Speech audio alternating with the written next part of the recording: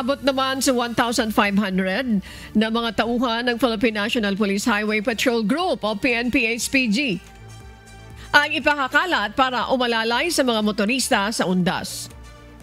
Nakatutok ang mga ito sa nasa 1,141 na mga sementeryo at mga kolumbaryo.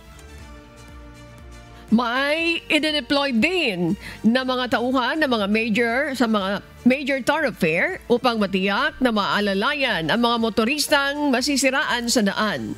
Samantala pinaiigting na ng PNP-HPG ang pagbabantay laban sa mga kolorom na sasakyan na maaring manamantala sa dami ng mga pasahero at kakulangan ng bus na babiyahe.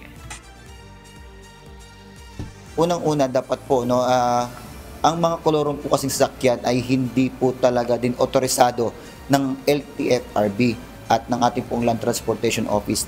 At kung ito po ninyo ay masakot po sa anumang pong kaguluhan, mapakrimenpan po or any traffic accident, mahirap din sa isang banda ng mga biktima yung patungkol din sa mga insurances.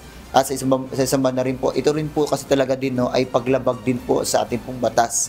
Kaya maaring magkaroon po ito ng pangit na resulta, hindi lamang din po sa driver and even nga din po sa passenger po, ito pong sasakyan po na gagamitin po.